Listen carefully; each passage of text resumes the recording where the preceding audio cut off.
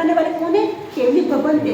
3 लोग के नाथ, उन्होंने ज्ञान के द्वारा सब देखा कि इस दुनिया में इसमें क्या पाप है, इसमें क्या दोष है।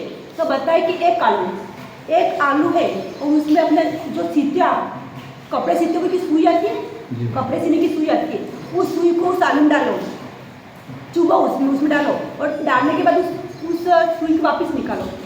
निकालने के बाद उसके जो नुक्का होता है उसके ऊपर कितना आलू आएगा? उसको आलू में डाल दिया आपने और आलू में डालने के बाद उसको वापस बाहर निकाल, तो उसके जो नुक्का होता है, नोक है नोक, उसके ऊपर कितना आलू आएगा? कितना आएगा आपके अंदर से? आपको पता है कितनी राई का दाना जितना, इतना भी नहीं आएगा। राई का दाना जितना भी अंश उसमें नहीं आएगा। उस अंश को भी ज्ञानी भगवान ने अपने ज्ञान से देखने के बाद उसमें कहा है कि उसमें अनंत जीव बताए,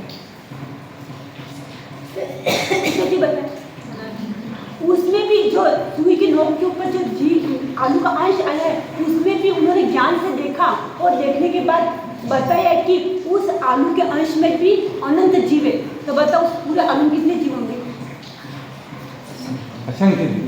अनंत। असंख्य तो गिन सकते हैं और अनंत तो कभी गिन नहीं सकते। जैसे आकाश में तारे होता है, गिन सकते हो? नहीं गिन सकते। गिन सकते हो? उस जीव को भी नहीं गिन सकते। भगवान इतना बताया कि अनंत जीव बताए, तो पूरे आलू को खाने से कितने जीव की हिंसा होगी? ये हम आलू की सब्जी बनाते हैं, बाजार से लाते हैं, फिर उसको घर पे आकर उसकी सब्जी बनाते हैं, तो फिर क्या करते हैं? उसको टेस्टी से खाते हैं। वहाँ से कितनी अच्छी लग रही है,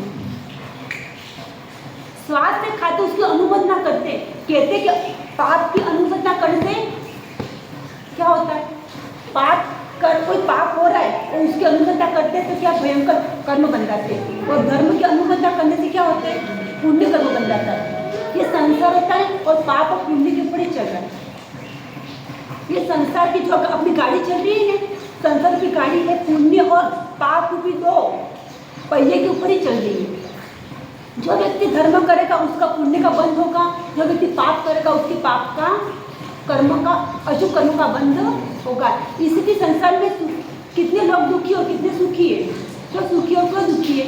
क्योंकि जो लोग सुखी है उन्होंने पूरे पर उनमें अच्छे धर्म की आराधना की होगी, परमात्मा बताए ऐसे उन्होंने आज्ञा मानी होगी, उसके पुण्य के स्वरूप उनको यहाँ पर सुख मिल रहा है।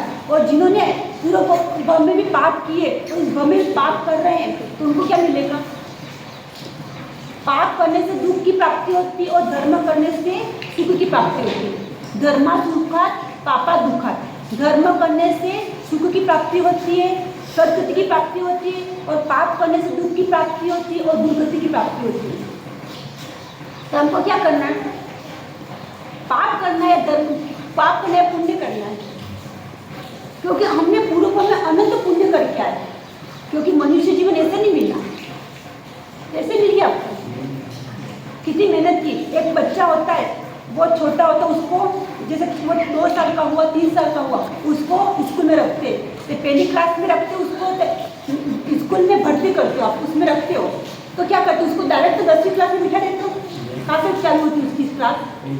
LKG, नर्सरी, फिर पहली, दूसरी, ऐसे करते करते वो 10वीं क्लास तक पहुँचता है।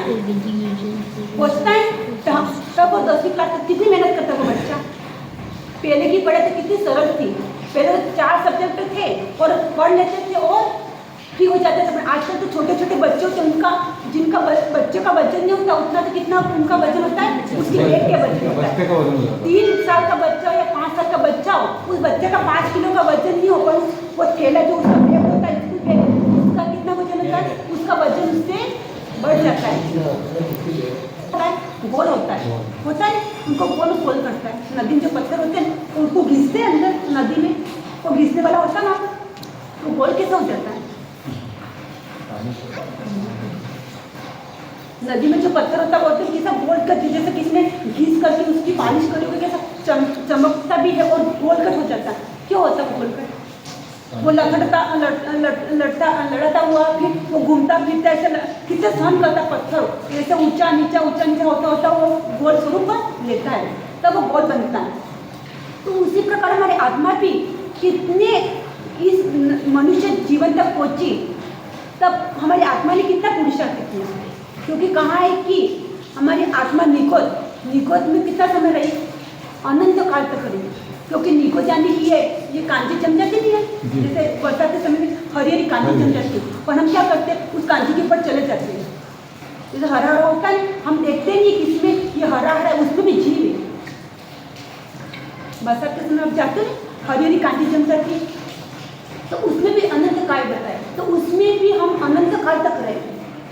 अनंत यानी कि जिसकी कोई गिनती नहीं है, 100 साल 200 साल 500 साल 1000 साल, इसकी कोई गिनती नहीं लगा सकते, इतने अनंत काल तक हम उस निकोद में रहे। तो कहा है कि निकोद में भी शरीर एक और आत्मा अनंत, ऐसे हम रहे। जैसे डिब्बी रहती है, काजल की डिब्बी आती है, आप बाजार से उसको खरीद के लाओ, उस डिब्बी में आप सुई डालो, उसमें भी जगह रहती है, अंदर सुई भी फंसा ऐसी जगह रहती है, कितने फिट एकदम उसको पैक करी हुई होती है, सुई भी चाहिए वो काजल की डब्बी पूरी भरी हुई होती है। उसी प्रकार हमारे निकोद में हमारे आत्मा भी, शरीर तो कितने थे नहीं, शरीर तो एक था और आत्मा कितनी थी, ऐसे हम जैसे काजल की डिब्बी में काजल कितनी भरी रहती है, ऐसे हम निकोद में हमारे जीव अनंत काल तक रहा। वहाँ पर हमने सब सन किया सब, सर्दी सन की, गर्मी सन की, धूप सन की, भूख, सब कुछ सन किया, पर हम सब भूल गए। क्यों भूल गए? यहाँ पर सब सुख मिल गया तो उसका दुख हम भूल गए। तो कहा है अनादिक अनंत काल तक हमारी आत्मा रही। तो कहा है कि जब एक आत्मा सिद्ध गति में पहुँचती है, जब एक आत्मा संयम लेकर के 8 कर्मों को क्षय करके मोक्ष गति में पहुँचती है, तब एक आत्मा उस निकोद में से बाहर निकलती है। अनंत आत्मा निकोद में, तो अनंत आत्मा में हमारा भी नंबर, हम भी वहीं से निकले, हम कहीं दूसरे से निकल के नहीं, हम भी उस निकोद में से निकल करके ये आए हैं। तो हम एक आत्मा जब सिद्ध गति में पहुंची तो उस अनंत आत्मा में हमारा नंबर लग गया, उस अनंत आत्मा से हमारा नंबर लगा, तो हम उस निकोद से बाहर आकर के एक इंद्रिय में, बे इंद्रिय, तीन में से आते आते हम क्या आए, इस मनुष्य भव में आए। और मनुष्य भव में आने के बाद भी हम क्या कर रहे हैं, परमात्मा की, हम मंदिर में जाते हैं, परमात्मा का तिलक लगाते हैं। क्यों लगाते हैं? मंदिर में जाते हैं, सबसे पहले भगवान की पूजा नहीं करते और हमारे मस्तक के ऊपर पहले तिलक लगाते हैं और फिर भगवान का तिलक लगाते हैं। भगवान की पूजा बाद में करते, पहले हमारे मस्तक के ऊपर तिलक लगाते हैं। ऐसा क्यों? कभी विचार किया कि मंदिर में आने के बाद भगवान तो हमसे नहीं बड़े, पहले हमारे मस्तक के ऊपर तिलक लगाते हैं और फिर भगवान के मस्तक के ऊपर तिलक लगाते, ऐसा क्यों?